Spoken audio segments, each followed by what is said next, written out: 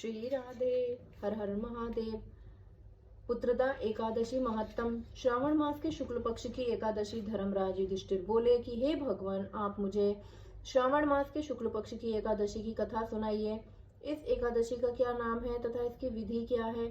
श्री मधुसूदन बोले कि हे राजन, अब आप शांति पूर्वक श्रावण मास के शुक्ल पक्ष की एकादशी की कथा सुनिए। इस कथा के श्रवण मात्र से ही वाजपेय यज्ञ का फल मिलता है।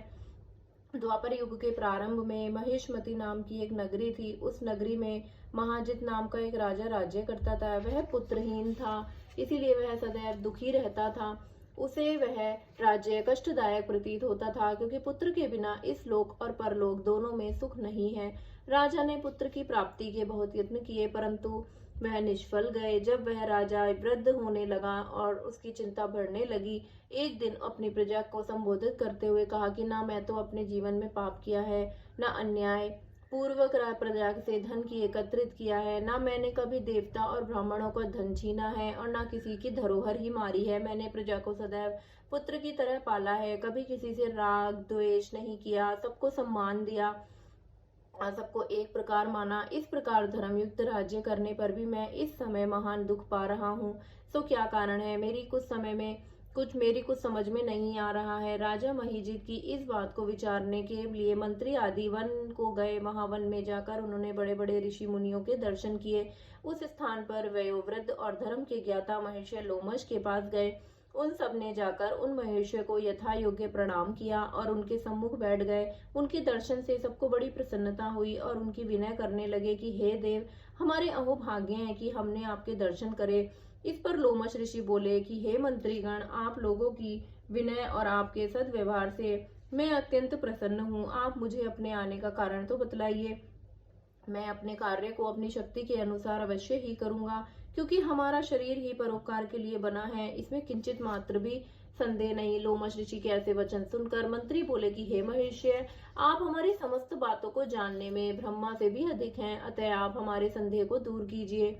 महिष्मति नाम की पुरी में महिजीत नाम का एक धर्मात्मा राजा है। वह प्रजा का पुत्र ही तरह धर्मानुसार पालन करता है, परंतु फिर भी पुत्रहीन है। इससे वह अत्यंत दुखी रहता है। हम लोग उस राजा की प्रजा हैं, हम भी उसके दुख से दुखी हो रहे हैं, क्योंकि प्रजा का यह कर्तव्य है कि राजा के सुख में सुख माने और दुख में दुख माने। हमको उसके पुत्रहीन होने का अभी तक कारण प्रतीत नहीं हुआ, इससे हम आपके पास आए हैं। जब से हमने आपके दर्शन करे हैं, हमको पूर्ण रूप से विश्वास है कि हमारा कष्ट अवश्य ही दूर हो जाएगा, क्योंकि महान पुरुषों के दर्शन मात्र से ही प्रत्येक कार्य की सिद्धि हो जाती है। अतः अब आप हमको राजा के पुत्र होने का उपाय बतलाइए। इस पर लोमश ऋषि ने एक क्षण के लिए नेत्र बंद किए और राज्य के पूर्व जन्मों का विचार करने लगे। वह विचार करके बोले कि हे श्रेष्ठ पुरुषों, यह राजा पिछले जन्म में अत्यंत निर्लज्ज था तथा बुरे कर्म किया करता था। वह एक गांव से दूसरे गांव में घूमा करता था। एक बार ज्येष्ठ मास के शुक्ल पक्ष की एकादशी को 2 दिन से भूखा था। दोपहर के समय एक जलाशय पर जल पीने गया। उसी स्थान पर एक उसी समय ब्याई हुई गाय जल पी रही थी। राजा ने उसको प्यासी ही भगा दिया और स्वयं जल पीने लगा। हे ब्राह्मणों, इसीलिए राजा को यह दुख भोगने पड़ रहे हैं। एकादशी के दिन भूखा रहने से उनको राजा होना पड़ा और प्यासी गौ को हटाने से पुत्र वियोग का दुख भोगना पड़ रहा है।